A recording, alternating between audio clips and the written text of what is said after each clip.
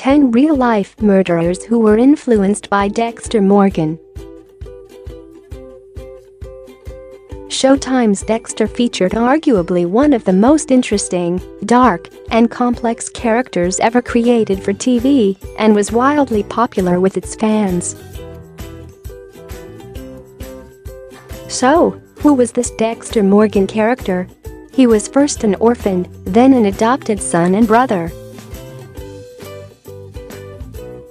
He was employed as a forensic technician who specialized in bloodstain pattern analysis, aka blood spatter analysis, for the Miami Metro Police Department. He later even became a husband and a father. The story sounds pretty normal so far, right? Did I mention that behind that quiet, calm, conservative facade lived a psychopathic serial killer who lived by a code and only killed heinous criminals who escaped justice through the proper channels? He was no stranger to leather aprons, knives, and plastic-wrapped kill rooms, where he killed and dismembered his victims, who were later discarded at sea. The vast majority of viewers took this series for what it was, a fictional show with fictional characters intended for entertainment purposes only.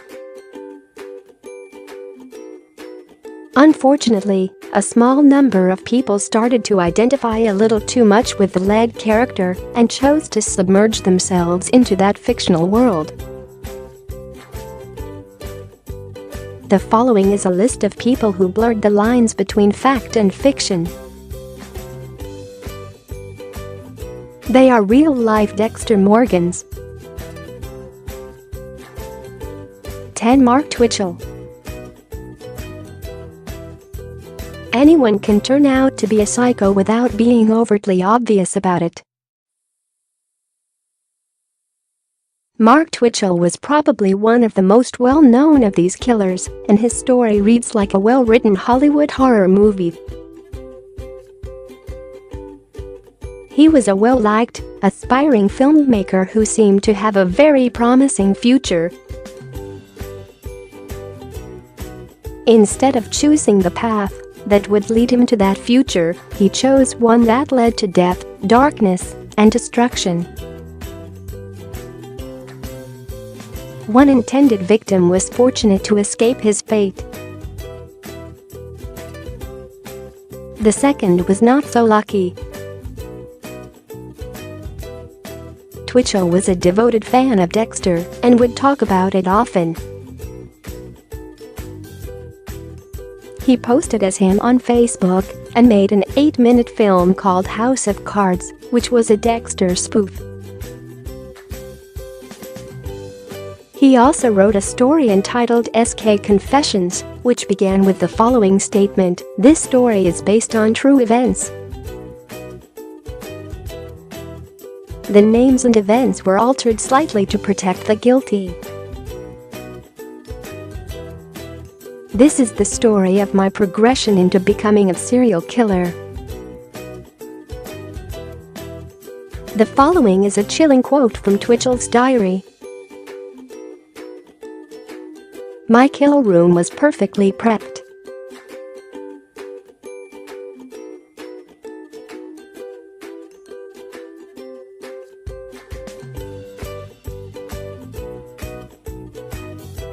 Inalo stood but a few feet away from the front door, which I had locked, of course.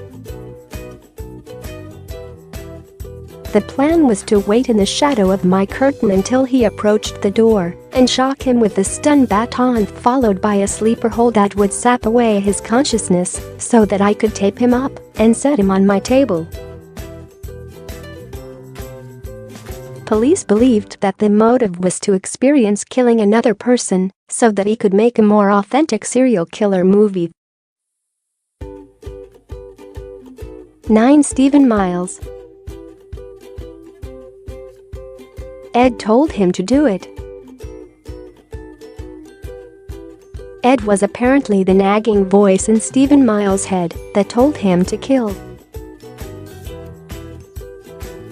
This time, unfortunately, he listened.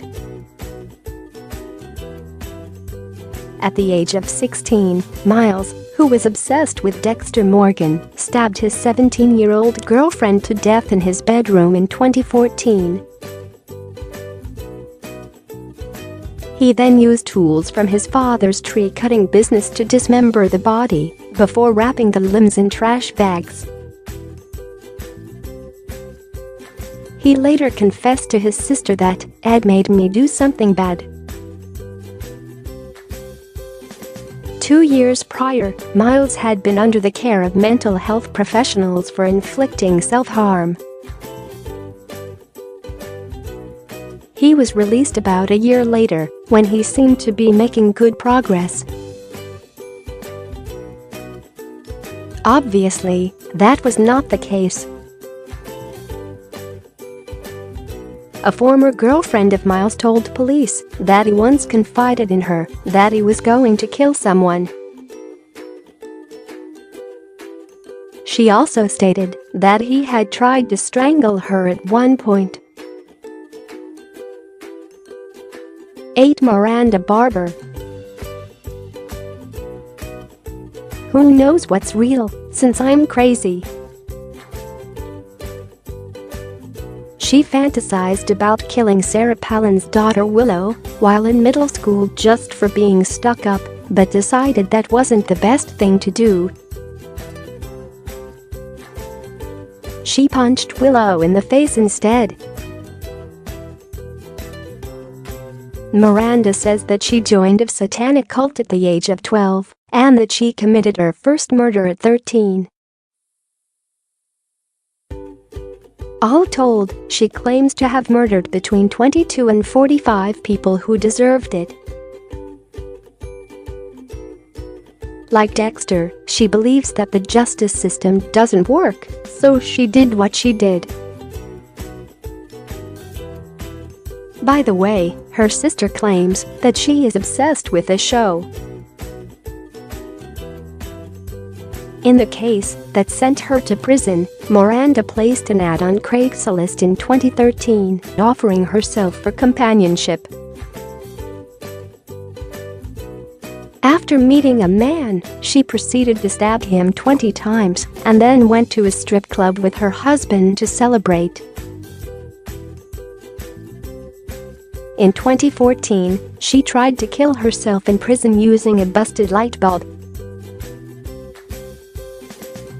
She wanted to die because she believes in reincarnation and wanted a fresh start. 7. Mark Howe.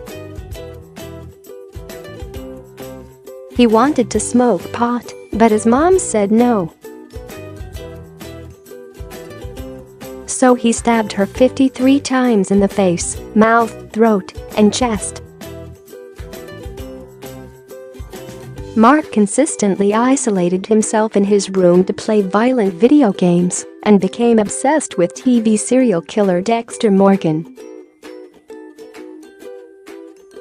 He began researching the kind of knives that Dexter used, checked out a kill bag online, and studied what type of knives should go in it. He became so obsessed with knives that he would stab things in his room to take out his rage toward his mother.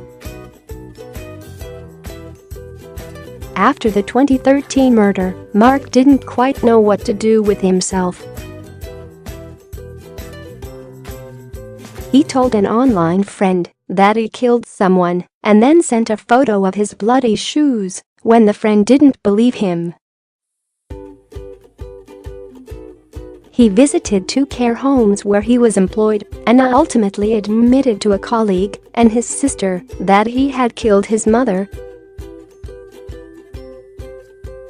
He claims he doesn't remember doing it. 6. Andrew Conley. Andrew had fantasized about killing people since the 8th grade and told his girlfriend he wanted to be just like Dexter. In 2010, He admitted to holding his 10-year-old brother in a chokehold while they were wrestling and then dragging him into the kitchen once he passed out.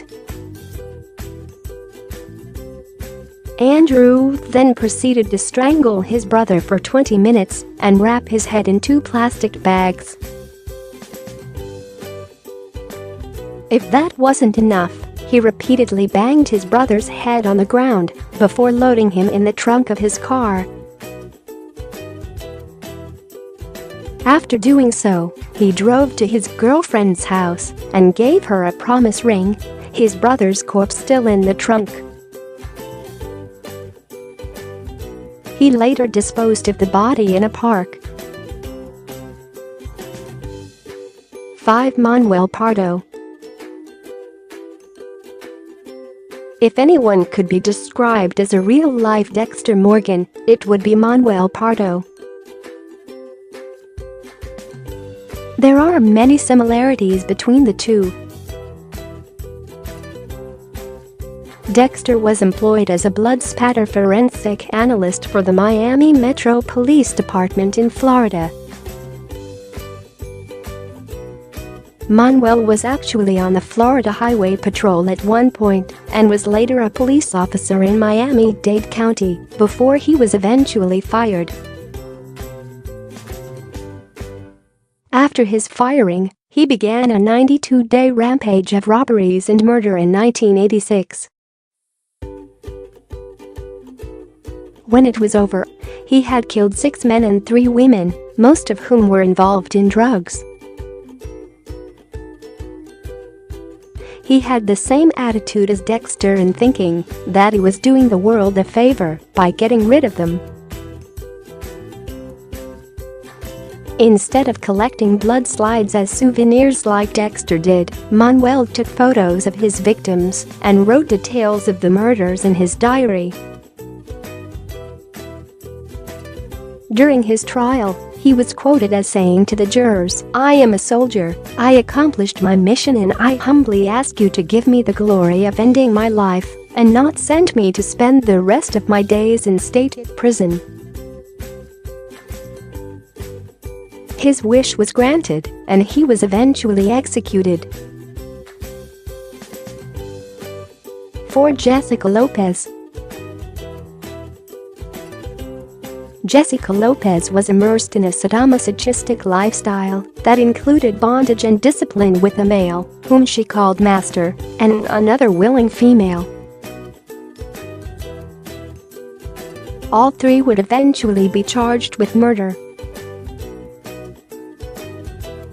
Ropes, whips, a taser, a nightstick, and spiked gloves were all discovered in their sex dungeon. Jessica unsuccessfully attempted suicide at one point and left a full confession as well as the location of the victim's body in her suicide note. She stated that the trio kidnapped, tortured, and sexually assaulted a woman before murdering her. Lopez was quoted as saying, "I made a few attempts to chop her up like Dexter with Master's power tools, but I was afraid it was too loud and it sucked at cutting flesh." 3. Martins van der Merwe and Shane van Heerden. This engaged couple never missed an episode of Dexter and were reportedly drawn to crime novels and the macabre. When they decided to move on to larger prey, after practicing on cats, they found a victim through Facebook. Shane lured him to a cemetery with the promise of a date. He was brutally attacked and murdered by the couple when he showed up. Martins and Shane beheaded him and removed his right arm and both legs. They buried his torso in a shallow grave. When police searched the couple's home, they found the victim's head in the refrigerator, along with his eyes and ears. Most macabre of all, they found the facial skin, which had been removed so carefully that it could have been confused as a mask. Apam written by Shane was very telling. I will tear off their faces to see the truth. To Brian Campbell. Brian was tired of paying so much child support, so in 2017, he decided to kill his ex-girlfriend and their 2 kids to remedy the problem. When he arrived at her home, he pushed his way inside and pinned down the man who answered the door. The man assured Brian that they were not there and that he was just there to house it and take care of the dogs. After searching the home and finding that his ex and kids really weren't there, Brian left to go look for them. The house sitter immediately called 911. Brian was later spotted by police and was pulled over in a traffic stop. Once he was questioned about some suspicious items in his vehicle, Brian confessed to the officer that he had come there to commit murder and that he had been inspired to do so by the TV show Dexter. One Harvard knifelet in Shamraz Khan. Shamraz Khan stalked Faiza Ashraf for years, to the point that she felt threatened by him. When she refused to marry him, he decided that he'd had enough and concluded that she must be kidnapped and tortured for refusing him. He enlisted the help of an acquaintance who had gambling debts, Harvard knifelet, to carry out his plans. In 2010, Knifelet abducted Faiza and threw her in the trunk of his vehicle.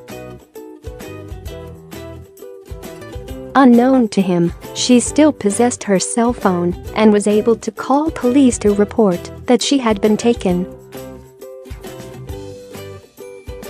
She was able to give them the name of Shamraz Khan as the person she believed was behind the kidnapping. Unfortunately, the police were unable to locate her in time. Harvard claimed that, after abusing steroids and watching Dexter, he became inspired and decided that Shamraz Khan should die instead. He also determined that Faiza should be there to watch it happen. For some reason, he wrapped her head in tape and placed her back in the trunk of his vehicle. When he later opened it, he found that she had suffocated. He and Shamraz both claimed that her death was accidental.